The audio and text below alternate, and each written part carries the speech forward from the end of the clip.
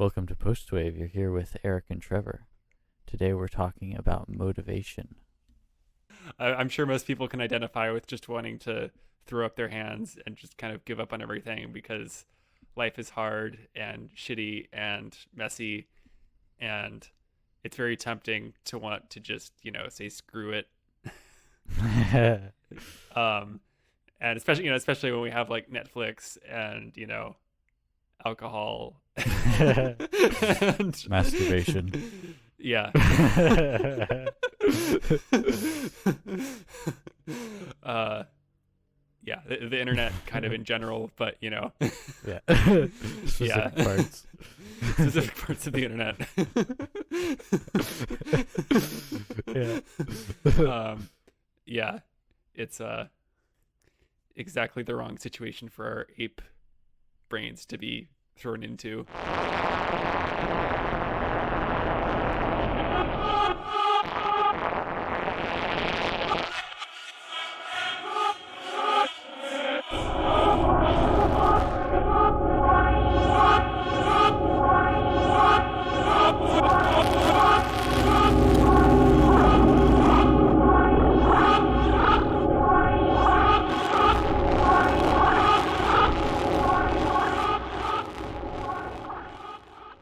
So I was kind of curious. This book, The War of Art.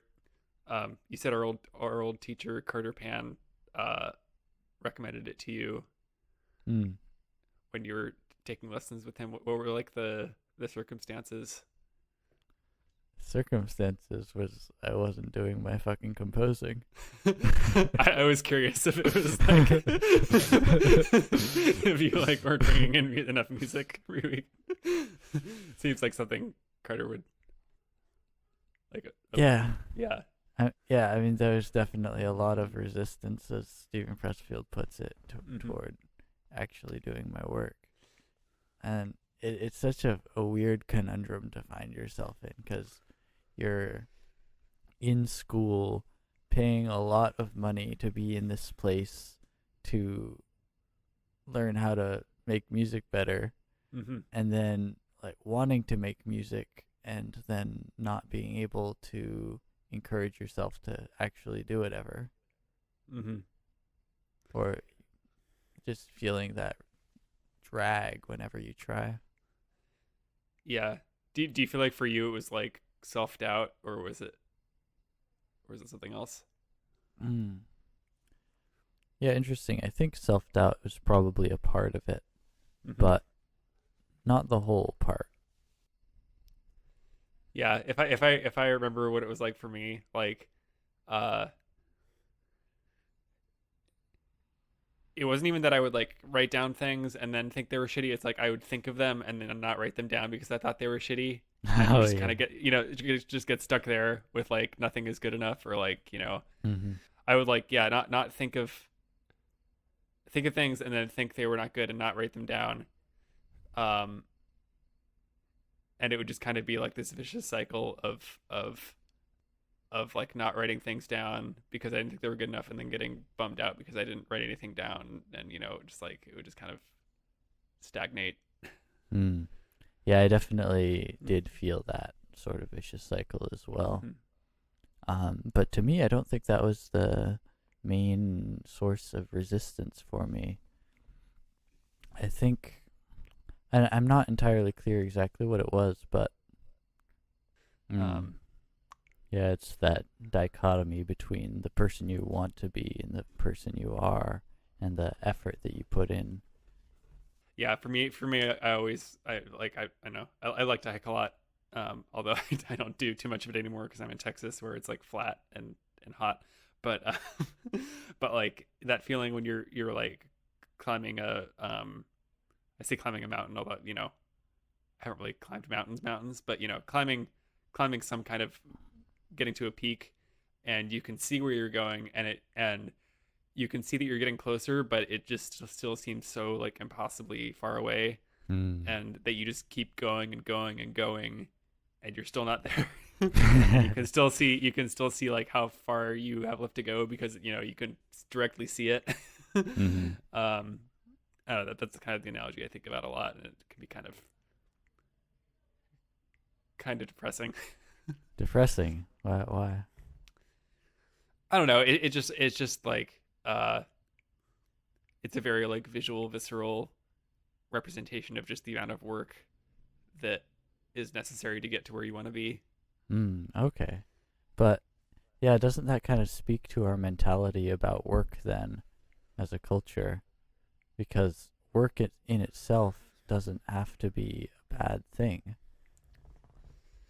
Yeah, and I guess so. So my and the way I look at it is, yeah, like if someone like put it out for me that, yeah, you just have to sit down in your seat and like do this work, like, you know, whatever, do these programming exercises, practice these pieces, you know, transcribe these solos, whatever, you know, do it, and you will, you know, be at least, you know, even like 90% guaranteed to get to where you want to go.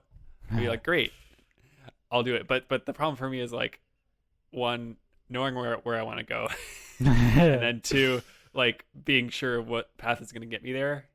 Like if I knew I was like on the right path, like you know when you're on a hiking trail, right? You just know if you keep putting your feet in front of each other, you're going to get there. But in actual life, it's like, you know, if you have this goal of, you know, doing AI research or you know, being a professional musician, it's not so straightforward a path. Mm. And there are lots of ways to get there. Yeah, that's a great point. And maybe Yeah. you're not even sure if that's where you want to get, but you just decided that because where else are you going to go? Yeah, exactly. Because you know, you know, if you're a lucky person, you're born into like, you know, a middle class, or you know, a family where it's basically guaranteed you can go to school for whatever you want, that you have just, you know, every option available to you at that point. And even after that, you still kind of, you know, your options are very open, and that can be pretty paralyzing, I think. Yeah. So we're drawing a lot today from the book The War of Art by Stephen Pressfield. This book is a small sort of kick in the butt about why you're not doing what you want to be doing. And it champions this theory about what it calls resistance, which is this sort of inexorable force that is in opposition to our intention. So let's say maybe I want to take up a course of yoga. I've been planning to do yoga for a long time. I think that would be a great thing for me, but I just never got around to it for month after month after month. Why? It's because of resistance, right? I want to pick up an instrument. Why don't I ever practice? Why don't I ever write the music? I'm at school for music. Why am I not writing music? It's because of resistance. How do you feel about this idea of resistance? I mean, I think it really encapsulates something that's pretty nebulous when you're actually, you know, sitting there trying to, or not sitting there, you know, struggling with whether you should do something or not, or, you know, specifically like writing music, or I don't know, the physical fitness one hits home for me because that's something I've like tried multiple times to make myself do, and just, you know, of, you know, besides like going on walks, which I can do just because I enjoy it, but like lifting weights is just like it's just such a, I just haven't found a way to like enjoy it. But it's we'll talk about that in a little bit. I have some ideas. Yeah.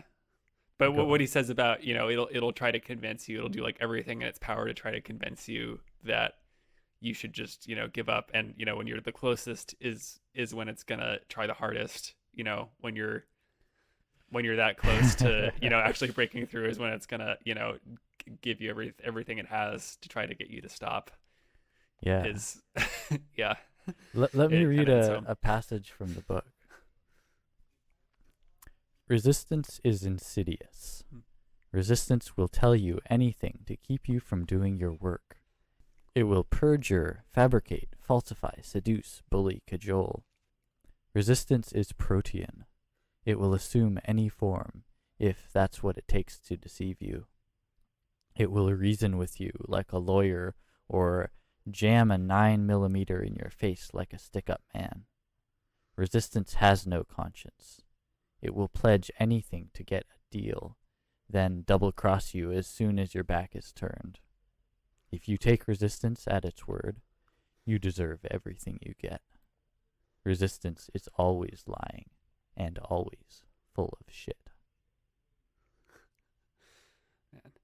Yeah, I mean, because how resistance like masquerades, at least for me, is like, oh, don't be so don't be so hard on yourself. Like, you like take it easy on yourself because you're too hard on yourself. You deserve to, relax a little bit, or let yourself indulge a little bit. Mm-hmm. That's a tricky one. That is insidious, right? Yeah, because so often you are too hard on yourself. Yeah. And if there's one thing people tell me a lot, it's you're too hard on yourself. So it's like, it's like, obviously that's true in some situations, but not all situations. Yeah, it's very selective. One thing where I have felt that as a force of resistance before is when it becomes a habit, linked to consumption of media. Mm-hmm. You work for the day, you feel stressed out at the end of the day, so you say, I don't have the energy to do the thing that I want to do, so I'm just going to sit here and watch TV or play video games and maybe have a drink or two. Mm-hmm. Once you start to set aside that time and make it for that activity, that leisure activity, and your other stuff never gets done, that is when it becomes a problem. Yeah, or you just endlessly procrastinate, the thing that you wish you could be doing more on some like abstract higher level.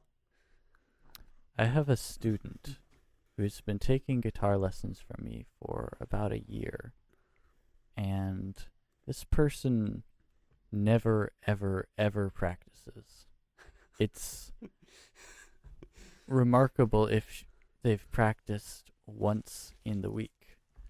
I've told them basically every lesson, look, if you don't practice almost every day, you will not get better.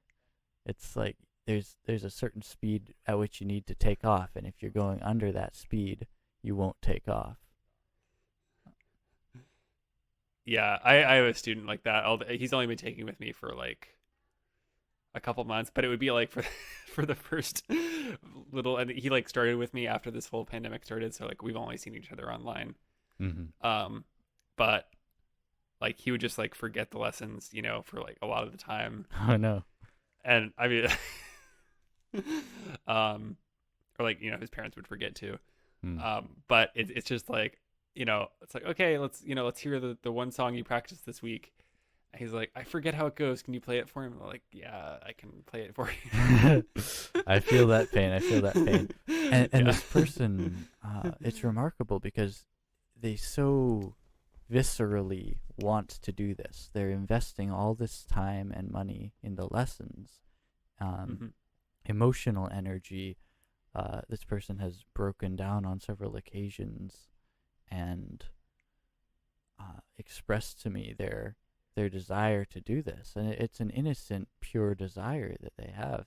They want to be able to play music so that they can entertain their kids, and yet they never do it. Right, so what age are they? An adult. Yeah.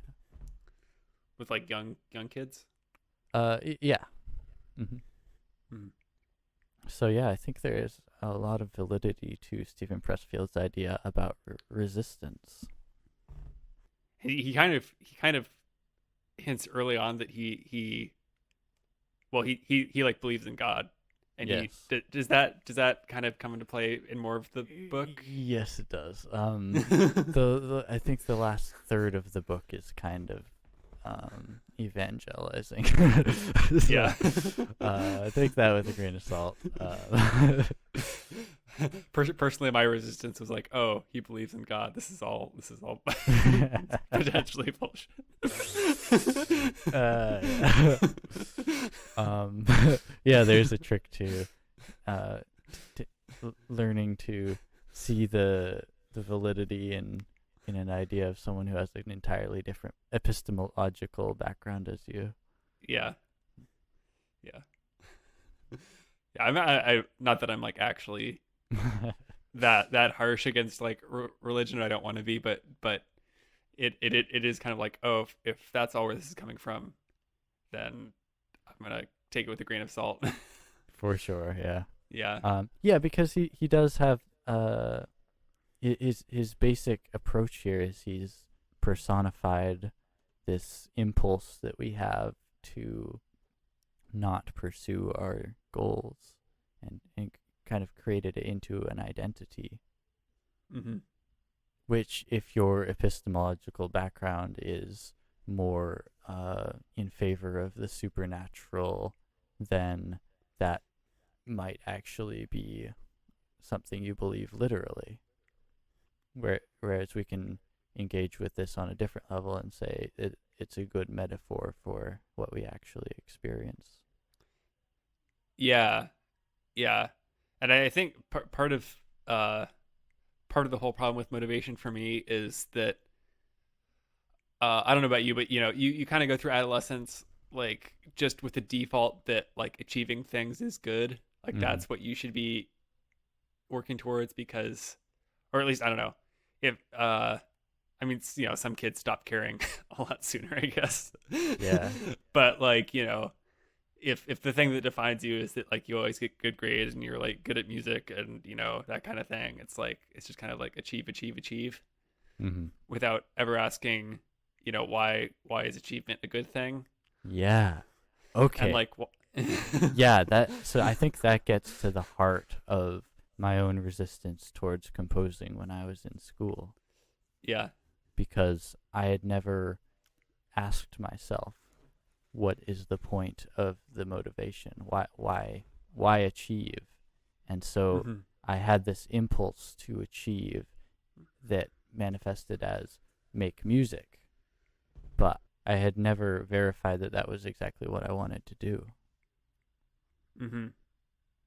Yeah, you kind of just keep it's like the carrot and stick thing. You just like keep chasing the carrot without really asking why you're if the desire for the carrot is actually a good desire Mm-hmm. or is gonna like be sustainable. Yeah.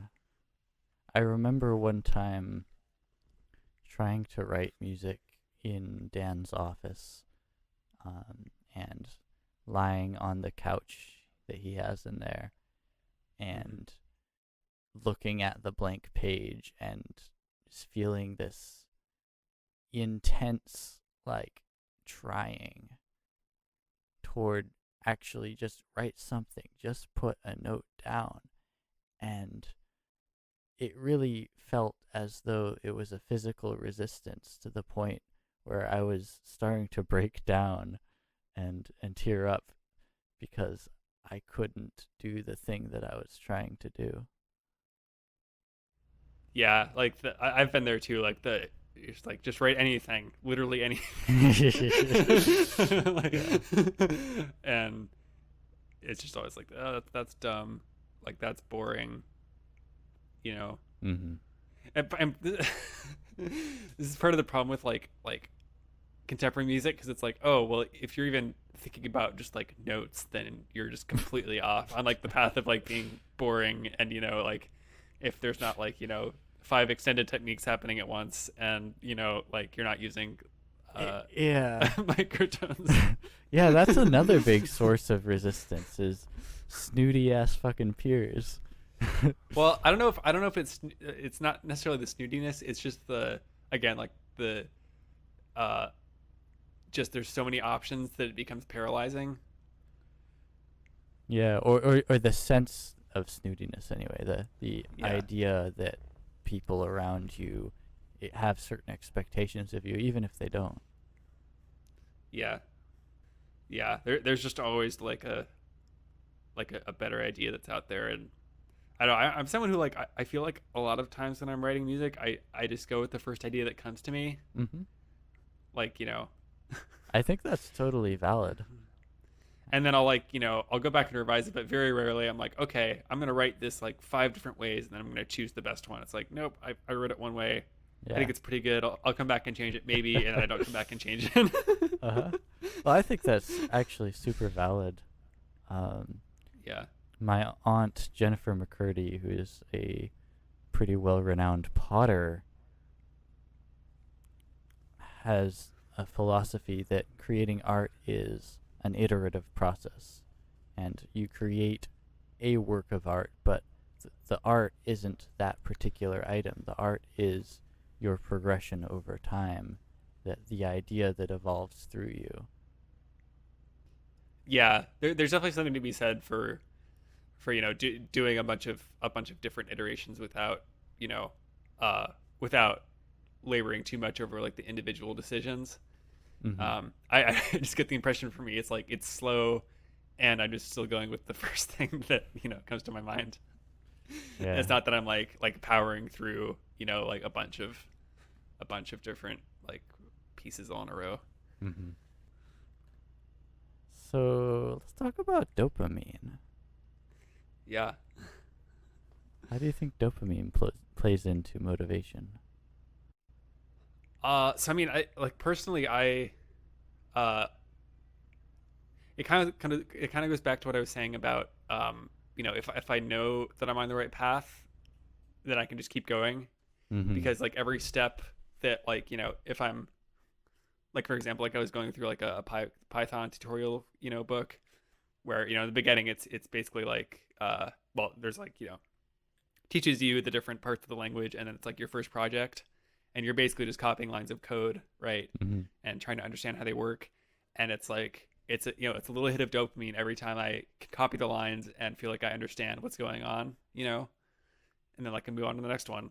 So like if it's a pretty clearly set out task with you know different kind of benchmarks, then I feel like dopamine uh, plays a plays a pretty important role. But when it's kind of this wide open field of oh crap, I don't know which one of these like 20 options to take, Hmm. and this is going to take a ton of time and probably a bunch of you know trial and error, and uh, that then I feel like dopamine loses its power a little bit if you're used to if you're used to kind of the instant gratification that you get from you know media Mm. and stuff. Because dopamine should work for those kinds of tasks, but because we're so used to it being in a very like guaranteed way, Hmm. like instantly guaranteed way, it kind of fails on those like longer. Yeah, so the dopamine system is susceptible to reward hacking. Yeah, Can you talk about reward hacking for us? reward hacking. Yeah, so reward hacking is something that comes up a lot in conversations around AI, and AI safety. Any artificial intelligence system will have something called a reward function, which basically tells it, you know, what things are good and what things are bad on a very, you know, coarse or fine grained scale. Hopefully, fine grained. But uh, you could. I'm trying to think of an example. Basically, if I mean, on like a really stupid level, like if the system has some like a light sensor or something that's telling it, you know, if it's doing a good job or a bad job of, you know, uh, blowing a bunch of dust or smoke out of the way, and you just like shine a flashlight directly into the light sensor, then that, you know, it's hacking the word system because it's taking this metric that should be, you know, actually capturing reality and is just like completely flooding it with like positive like reward signal. Yes. And that's kind of what we're doing with the internet, Hmm. uh, and our smartphones and porn and sugar and all that stuff is just you know taking our brain's natural reward function that would have been you know totally fine if we were out in the wild, you know, only seeing like 4 or 5 potential mates in our entire life, or never tasting anything sweeter than like a carrot, which I think is I've heard that's kind of potentially what it was like for our ancestors. Oh God. Although I don't know, like there must be like berries and stuff that are sweeter, but still like nothing close to like processed sugar or like chocolate ice cream or anything like that. Christ. Yeah, so we're so flooded with the reward that we don't need to pursue the challenging, expensive tasks to get a small amount of reward from those. Mm-hmm.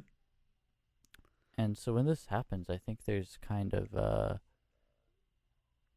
snowballing effect where we get drawn into this state of inefficacy. Mm-hmm. Once you're rewarded, once your urges have been satisfied, you have no impulse to act whatsoever, to achieve any goal or produce any work. Mm-hmm. Yeah, because our brains evolved in an environment where basically you were only motivated by like food or sex or desire to keep warm or just keep from dying. And if all those things are satisfied, then your brain can very naturally just decide that everything's okay and you should just chill out. Yeah, and so all other interests of self-growth and actualization become irrelevant. Mm-hmm. Because your only goal is to get that flood of dopamine. Mm-hmm. I think it's interesting if so have you heard of this book, The Denial of Death? No. By Ernest Becker. I haven't actually read it, but oh good. I know our friend Alex has read it, and I've just heard a lot of people talk about it.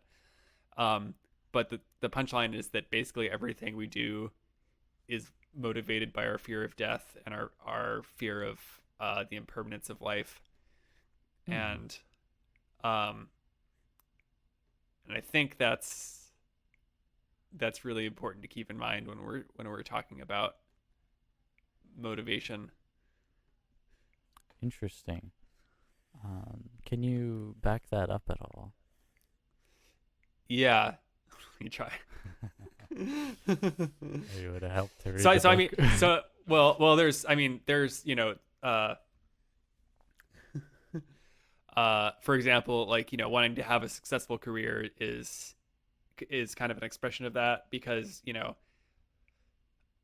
having some impact that goes on beyond your life is a way to kind of overcome your impermanence and your death, right? Same thing with having kids. Like you want your impact to last beyond when you die. Maybe. I think there's some fallacies to watch out there, though, because this puts me in mind of the book Meditations by Marcus Aurelius, his compilation of books, and this is a Roman emperor 2,000 years ago, and he has this really remarkable perspective of life and generations of people rising and falling and being forgotten, and he talks about like Alexander the Great being just as dead as his chambermaid. Yeah, so there's like a certain ripple that goes out, but eventually all of the people and all of the things that you influence will themselves have died. Yeah, and I think again, I haven't read this book, but I think part of the punchline is that you do better to recognize that you can't really overcome your impermanence, and you do better to focus on the here and now. Absolutely. I agree 100%. Because that leads us to your dichotomy then of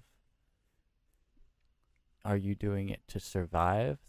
If you're doing it to survive, yeah, that's the same as saying you're doing it to avoid death or fear of death. But if you're doing it to thrive, then that is, you're doing it as a celebration of life. Mm-hmm. Yeah, and I think it's harder to get to that point than most people would assume. Yeah, why is it so hard? That seems like it should be the natural thing, but it's really hard. Yeah, And it feels like it should be well within our ability too, right? yeah. I mean, I think part of it has to do with the fact that we're not living in like a hunter gatherer society where we're not occupied 100% of the time with just surviving and Mm-hmm. uh you know tending toward basic needs, because I think there have been some studies done that show like people in you know in general, people who are in those situations are happier overall. Like, I mean, they don't have as many addiction problems or you know Mm. um Yeah. stuff like that. And it's not to like uh uh make it sound too idyllic, because like there's things that are definitely less good about it, but there you know Yeah. but in terms of just like straight up mental health, I'm thinking in terms of like shorter lifespans and that kind of thing. But in terms of just like overall mental health, people I think are tend to be better off. Yeah, we have a sort of a culture of inactivity where the pursuit of comfort is idealized. Yeah, yeah. And again the things that we're supposed to be striving after, like achievement, are kind of decoupled from what our brain naturally wants to, or naturally was evolved to optimize for. Yeah. Um, yeah, so if we find ourselves in this culture where there's this disconnect, you sort of get this sense that there's something wrong. Do you ever feel that? Like the the world, your mind, the people around you could be doing so much better, so much more, but something's out of whack and we're not making the best out of what we have, Oh, like every day. right? Yeah. Yeah. It's this Yeah. horrible nagging sensation in the back of your mind.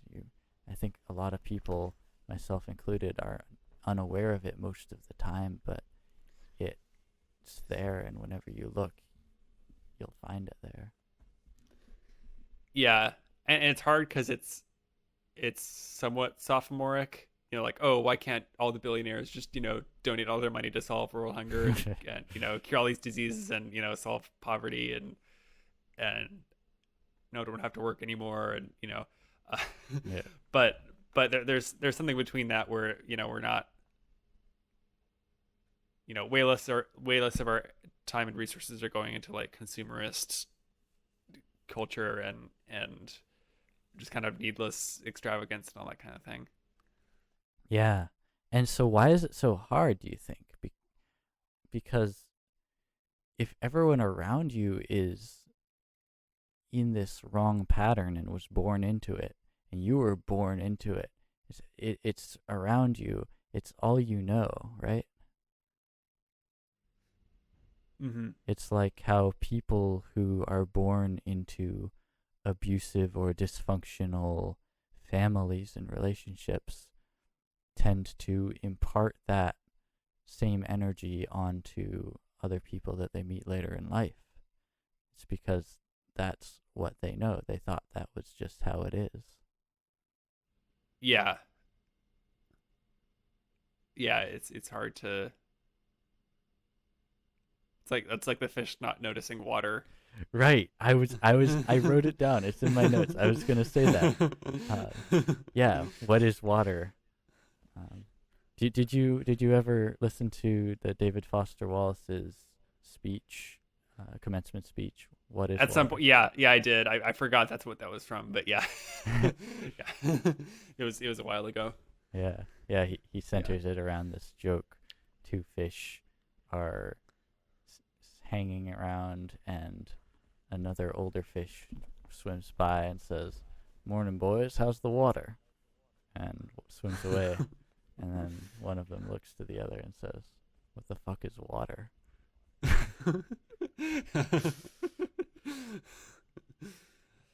Yeah.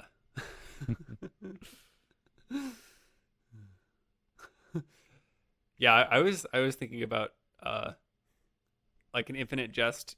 A lot of it is about like dealing with the burden of talent and like the dealing with the burden of potential. Yeah.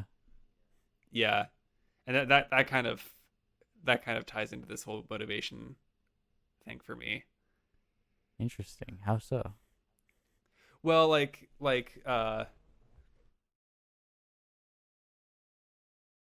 so like I mean I know if I had, stuck with the like academic composer thing, you know, I could have like gotten a master's degree, gotten a doctorate, gone to a bunch of fancy festivals, um maybe have made a career of it.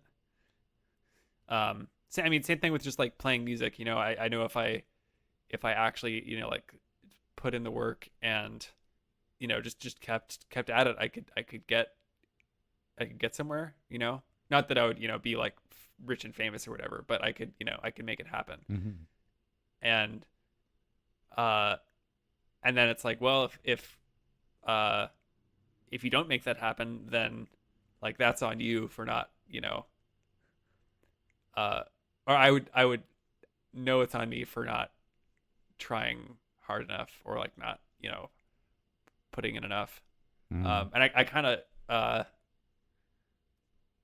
maybe this isn't entirely all true because I feel like a lot of my music related stress in the past year has just been like saying yes to too many things that were not even for money. Mm. Or like not like significant income. I was just kind of overcommitted and stressed because of that. Mm.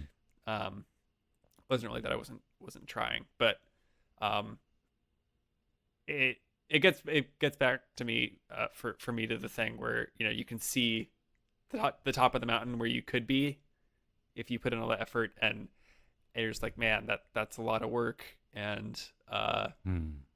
I don't know if I'm up for it. I could just keep keep keep going this way. Yeah. Or maybe Yeah. maybe you don't know if that's where you really wanted to go in the first place. Yeah, yeah. Mm. Yeah. Scary world out there. Yeah. Or actually, the other thing I think about a lot is you remember Eamon Morris, right? Yes, I do. Yeah, so he played bass in the Boulder Laptop Orchestra that Eric and I were both a part of, um at CU. And he's like he was a history major, uh and like crazy like jazz bass player, and like chops out the wazoo. And but I remember his reason for not wanting to go into music as a career was like he was afraid he would just end up being like mediocre, Mm. which is that's kind of always been my fear ever since I heard that from him. Mm.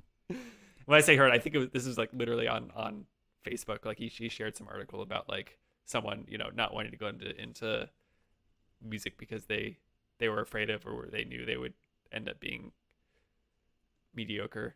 Yeah, sure. There's always someone who's better, right? Yeah. Well, it's not even that. It's that like you have the potential, but you're just settling because you're not putting the work in. Mm. That's kind of Okay. what I'm afraid of. But do you think at a certain point, if you're not putting in the work, it's maybe because you don't really want to do it in the first place?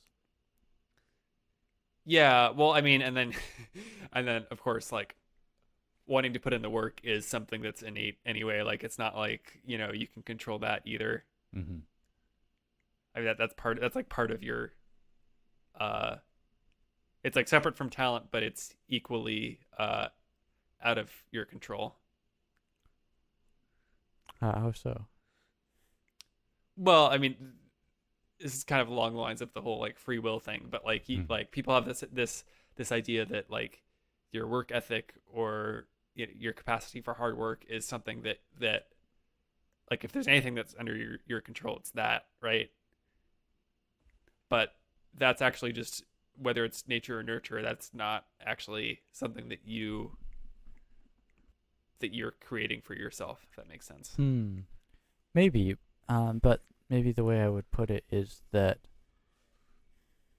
your ability to do hard work and put in the work is highly dependent upon your own subliminal desires, and that maybe you're not entirely honest with yourself about what those desires are, or maybe those desires aren't even in alignment with each other, so that when you begin to pursue that, there's a large part of you that actively does not want to do it.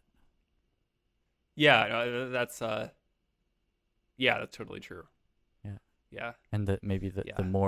the more it's something that you as a complete entity actually wants to do, the more easy it will be for you to put in the work. Yeah. Yeah, definitely.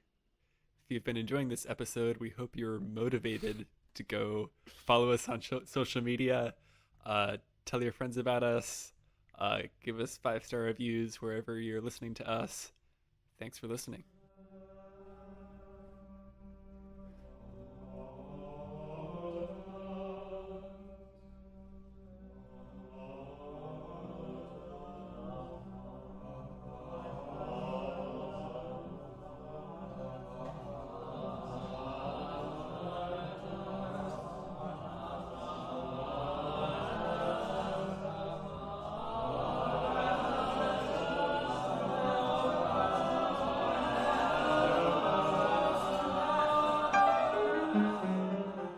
This starts to tie into a slightly less dark part of this discussion, is what is actually what it's like when you know that you're doing the thing you want to be doing.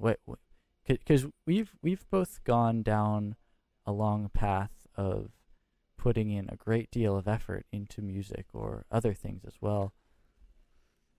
To get to that point, we have to have wanted to, right? Mm-hmm. And for me, that begins with this original moment of inspiration, of this idea that comes unbidden to me of, this is a thing I could do. And there's that one instant where I can seize that idea and say, yes, I want to pursue this, or I can let it go.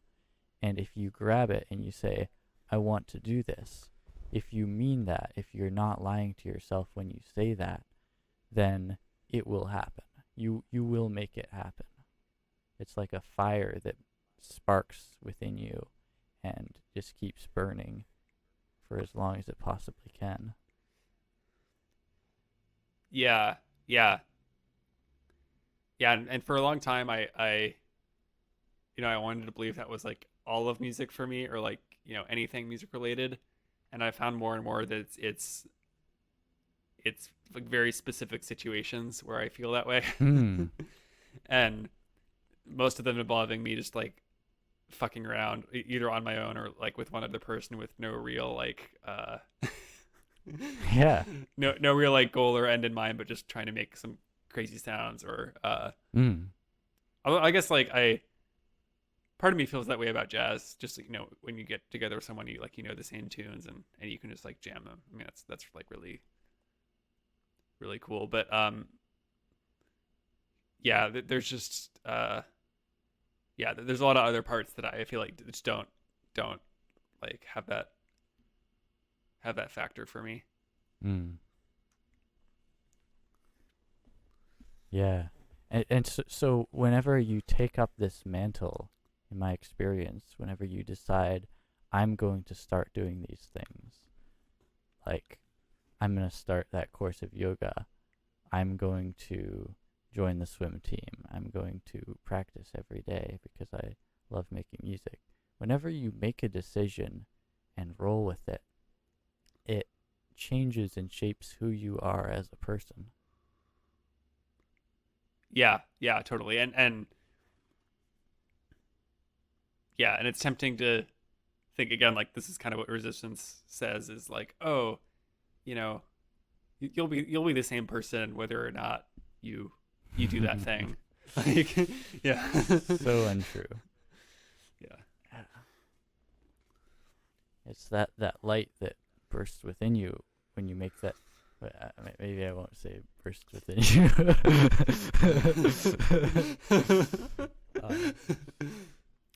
It's that fire that starts within you, and that fire becomes a part of who you are. Yeah. Makes you a brighter person. Yeah. And I think that's like easy enough for me to see with like a positive thing that you want to add, but when it's like stopping a negative thing, it's like, oh, well, I could keep doing this thing and then also, be a better person in other ways, like I could keep smoking weed and also just be more motivated to do things. Uh-huh. But, it doesn't exactly work like that. Yeah, it takes a big commitment to recognize that a part of who you are is getting in the way of who you want to be, and acting to let go of that. Yeah. If you feel comfortable, maybe we could talk a little bit about our own experiences with addiction. Yeah, sure. I'll go first. Okay. So for me, the biggest source of addiction and struggle against motivation has been media consumption, whether it's watching TV, playing video games, dicking around on the internet, mostly screen-related stuff, using my phone, compulsively checking my phone, webcomics, YouTube. Oh God, I was such a slut for YouTube. And I found myself getting into these compulsive patterns where basically I would do that all day and I wouldn't do the things that I wanted to do, and then I'd feel gross and weird for not having done it, and so I would seek gratification by doing more of the media consumption.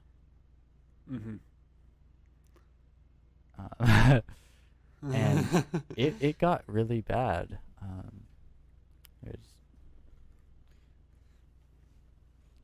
So for a while, what would happen, even as late as earlier last year,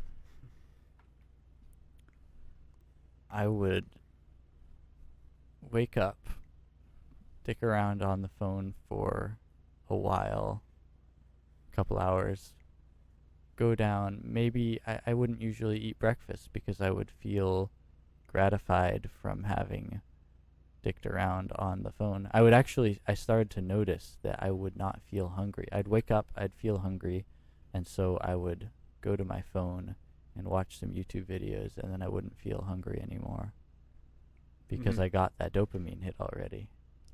Right. And so then eventually I would make lunch, and when I made lunch I would put on a podcast, some entertaining thing like Critical Role where they're playing D&D or something like that, and I would eat my lunch, and then the podcast would still be going because it's like a 3-hour thing, and so I would start playing mindless video games like Tetris and other boring shit just to keep my fingers and my mind occupied while I was still following the story. And that would lead me until dinner time. Yeah, man, it's such a double-edged sword with like YouTube and podcasts, because like there's a lot of great content out there that's like genuinely educational, but like even if you're watching that, you can still, or listening to that, you can still just be using it as like a crutch or as like a just kind of like a numbing thing. Yeah. Yeah. So true. And so it's so true, because what happened was several months ago I was watching YouTube, I was watching the Wintergatan Marble Machine X project, which was maybe my favorite thing on YouTube. It's this really cool musical contraption thing that this guy was developing to play music, and it had marbles going down chutes and stuff. And every week he'd put a new video about the new part of it that he added. And it was really cool view into the engineering process and all the things that you could do if you put your mind to it. And he had this one episode where he said, hey guys, I started doing a dopamine detox. I'm not going on Facebook. I'm not checking my phone all the time. And I've been way more productive, and look at all the stuff I did. And so I said, oh shit, I should do that. And that video was the last one I watched on YouTube for my entertainment. Wow. And how long ago was that? Several months. Yeah. Wow. And so I made myself a set list of rules of things that I could use the screen for and how often I could check my phone every day, and I've mostly stayed to it or not too far off from it. And I've been so much more productive and had so much more time and energy and motivation to pursue the things that I actually want to do. Man, that's awesome. Yeah. Yeah, I wish I could have that kind of commitment. Well, I don't think for me YouTube turns into that kind of thing. Like I feel like it's more like it's literally just whenever I'm eating, I like to be watching something on YouTube, but like other than that, I tend not to just like watch like video after video after video.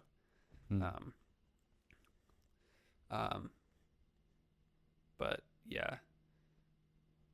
Good for you for like cracking the whip. You know me, I like to crack whips.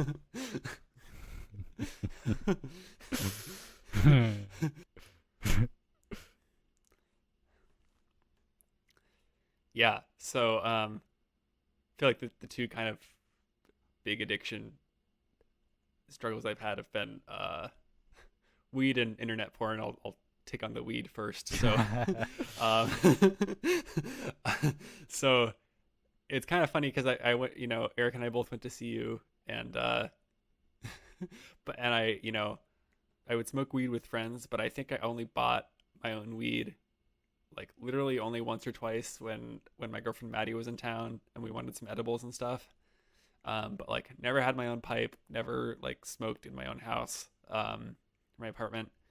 But then when I moved back to Austin, and after I kind of stayed with my dad for a little bit, I moved into my first place with some friends, and they were both total stoners, and we were in this band Big Dummy at the time. We like started playing a little bit, and so like I'd smoke with them when I was kind of hanging out at the house before I moved in. But then I moved in, and I remember I moved in like November, and we'd hang out and smoke and stuff. And I just remembered after a while, like every time we'd hang out, I'd be like, okay, when are we gonna start smoking weed? And I would like that would be like my the thing I was focused on. And I was like, wow, I don't like that, so I'm just gonna I'm gonna get my own stuff, so I don't have to be worried about that constantly when I'm like hanging out with these guys, because I don't want my mind to be focused on that. And so that was in like January that I got my own like pipe and everything, and I'm trying to so that would have been early 2019. Basically, I mean, I was also on like an antidepressant at the time, so those two things had some interaction, obviously. But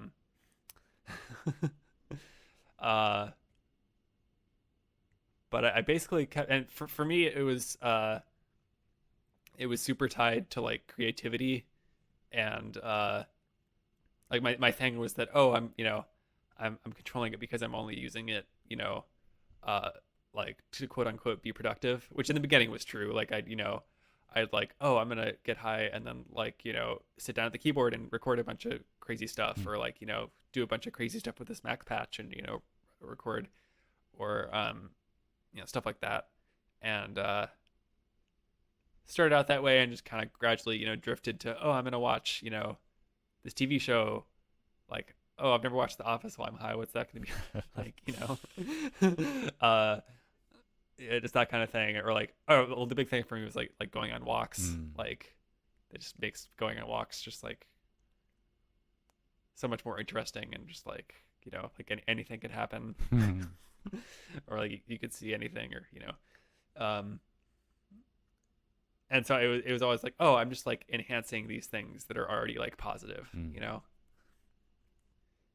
But I think it did kind of start to sap my motivation after a while. Mm. And yeah, I mean, I stopped, I guess, about 6 weeks ago, Wow. kind of in the middle of this COVID stuff, because I was like, yeah, this is not worth it.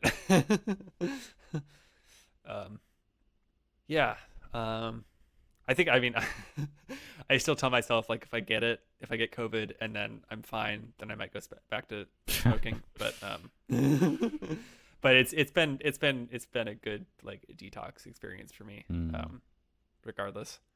Um, uh, so yeah, then the porn thing. So that like, I don't know. I really only really got into that, like, I feel like it was like the summer after my freshman year. Mm. Like, only really got into it then.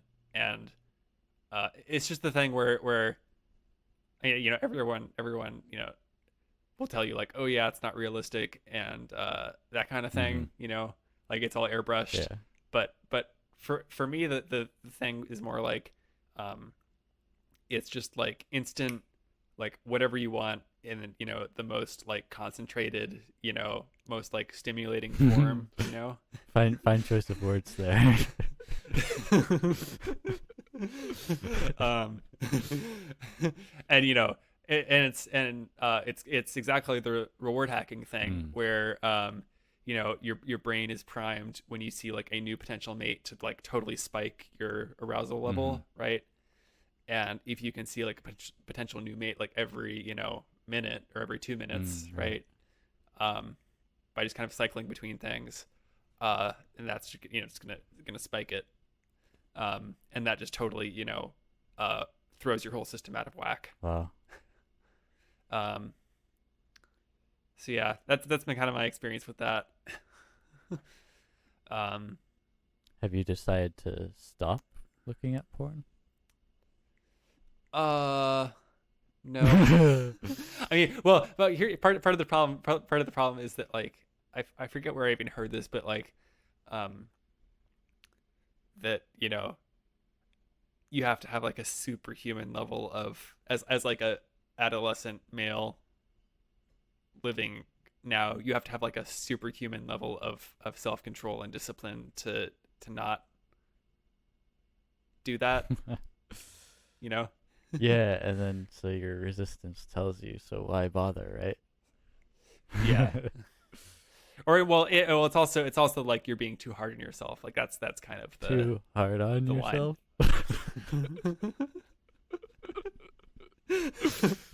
Then maybe we'll just end it there.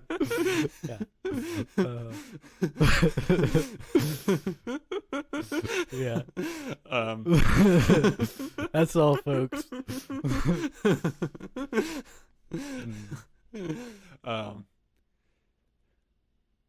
Yeah.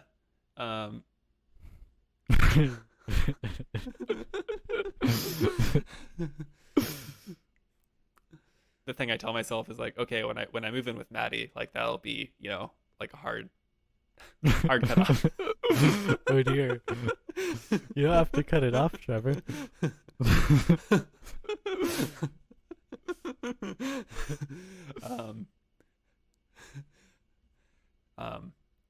So yeah, I mean, that's kind of the line I tell myself, but So I wanna question your motive here, uh, because there are certain techniques that I've found to be wholly ineffectual at motivating yourself. I've seen this in my students and in myself. I have a couple written down here.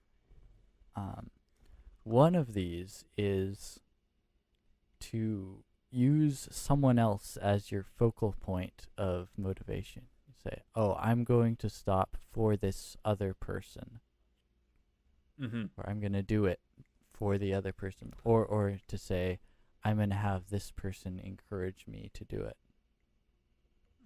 To me, this always fails.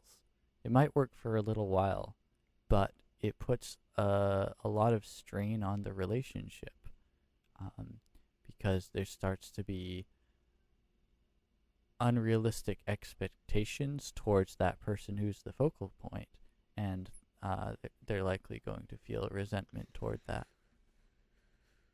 And when that person denies you the thing that you want, you may feel unbidden a sense of resentment towards them. And we've talked about it. It's like it's not the biggest. She's not like pressuring me. Okay, yeah. I mean that actually Yeah. Feels like a good element of motivation. Is you see this in AA meetings where you have a community of people who get together and support each other towards the goal that they want.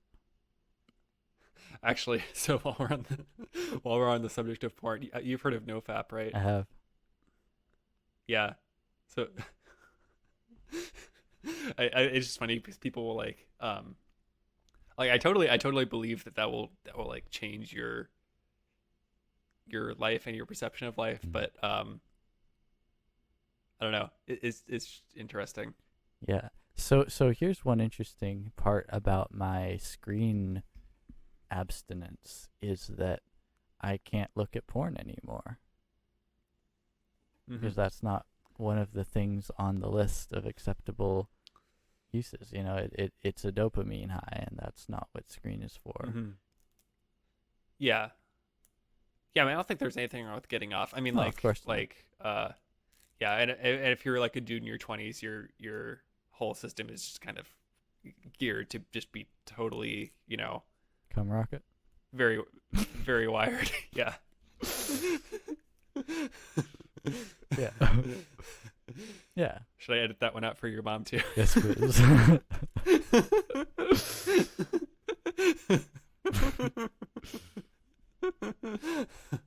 Yeah, there's definitely nothing wrong with getting off, but I just thought it was interesting that without the porn as an option, it was just this. I guess I didn't really want to do that anyway. Yeah. No, that can definitely be true.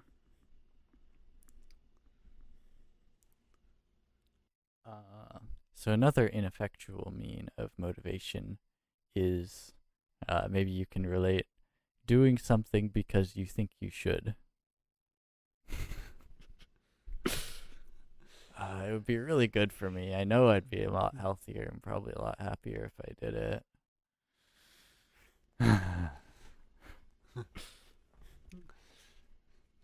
Yeah. Doesn't work.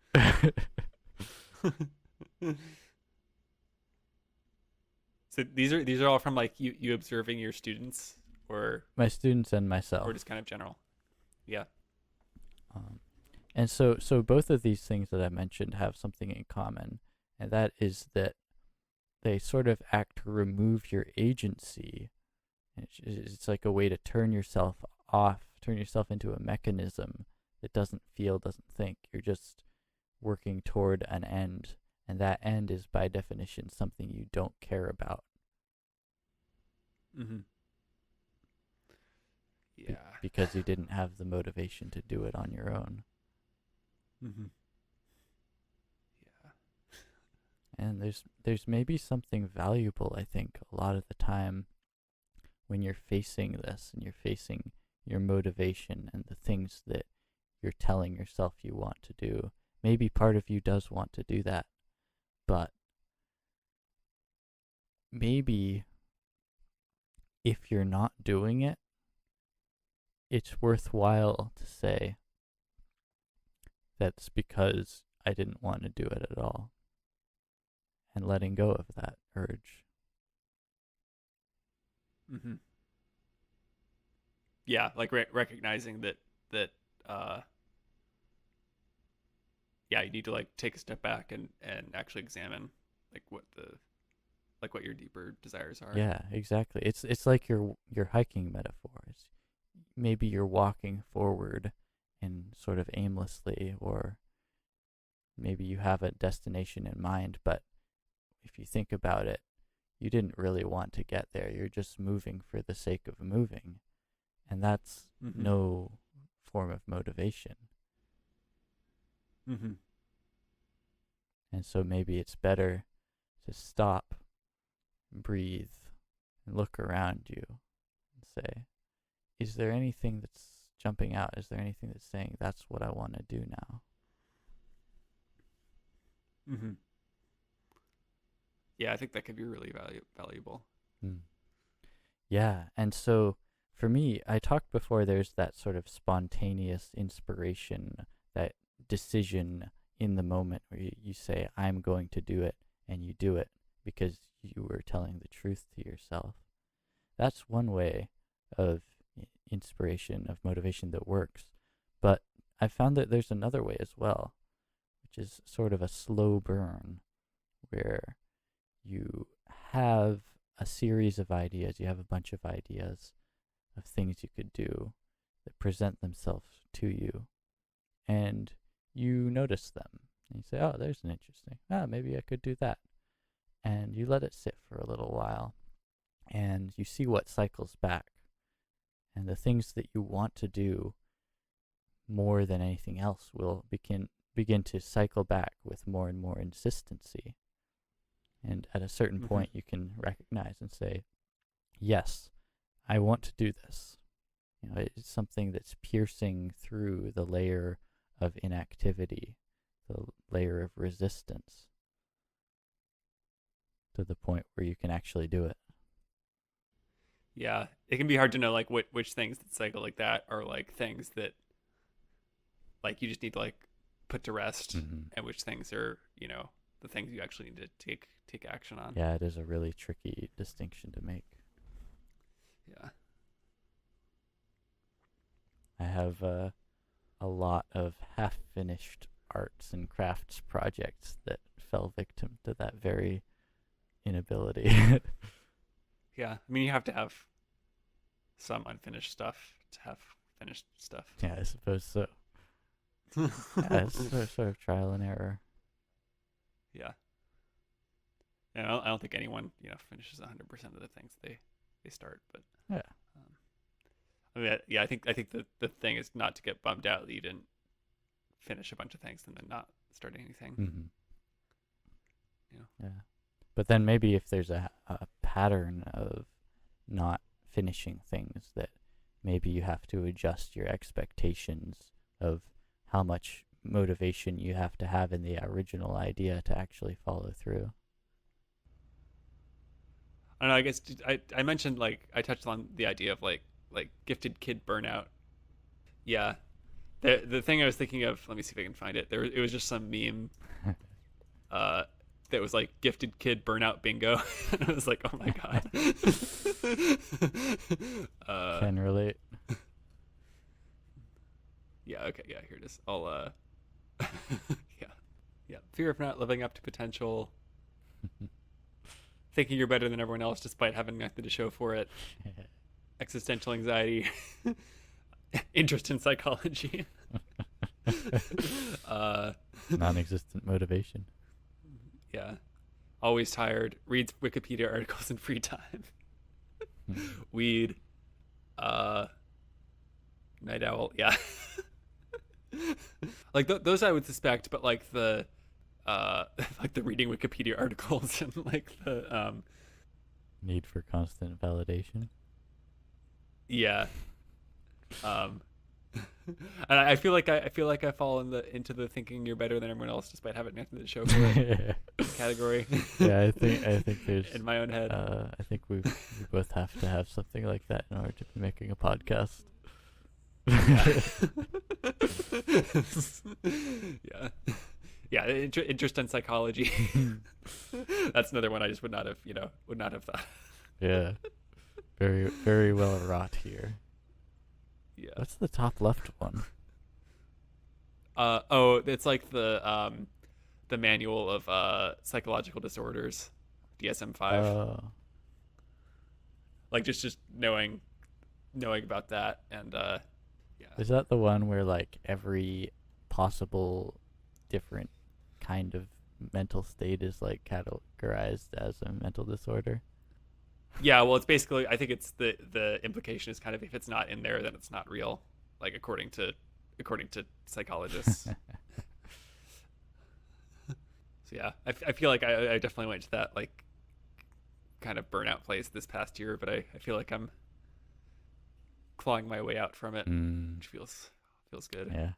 You like scratching, clawing. Yeah.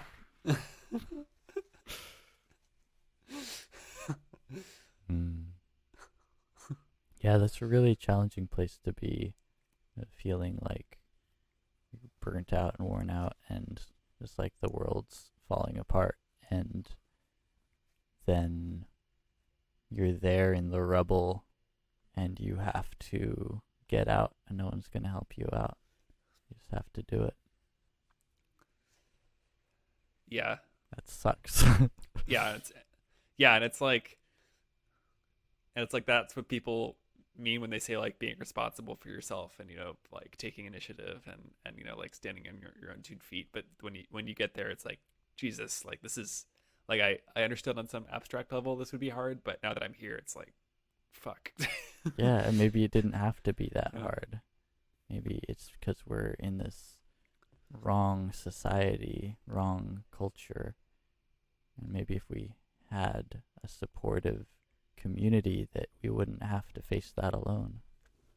Yeah, I mean, I lay a lot of the blame on capitalism, just for making it like a dog eat dog world, where if you don't find some way that makes you valuable to society and also makes you want to just not give up on everything, then you're just kind of Yeah, not worth anything. I don't know. I think a lot of people rap on capitalism, and it definitely has significant faults, but I think you face the same problems in basically every political structure that's ever been devised. Yeah, I mean, maybe not capitalism, like pure capitalism, but like Free American market. capitalism. Yeah, Yeah, I mean, but like communism, you face the same disillusionment and lack of community in communism, fascism. I mean, I'm imagining like something like UBI Ultimate being possible. butt infection. Have you not heard of UBI? I have not. Universal Basic Income. Oh, I have heard of that. Yeah. something like that decouples your like what you want to do to like contribute to the world from needing to like make all your money from it, Yeah, it's an interesting And- concept. and not being like on the edge of like bankruptcy and homelessness and Mm.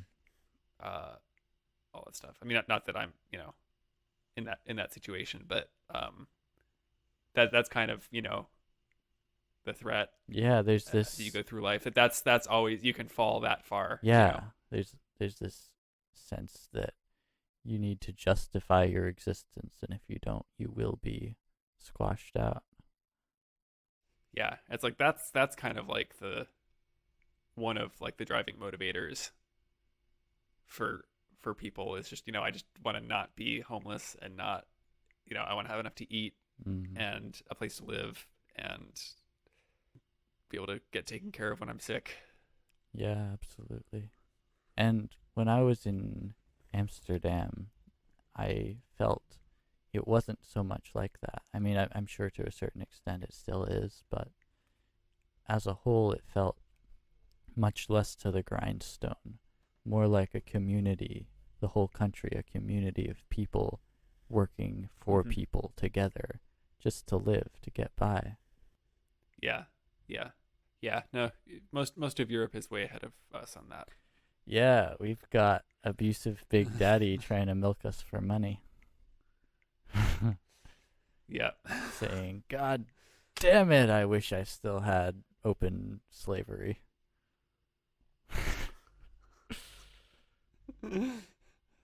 Who said that? Big Daddy businessman? I don't know. That guy Yeah. sounds like Big Daddy needs to be taught a lesson. Oh no. The tables have turned. Yeah, no, I'm glad you told me about this book because I feel like it kind of got me unstuck. Yeah, that's really Um, good to hear. Yeah, I think I'll keep reading it. Yeah, this was a good motivator for me as well. Really easy to digest the way it's broken up into little segments. Yeah, good times. Thanks for tackling this very vulnerable topic with me. Yeah, no, likewise.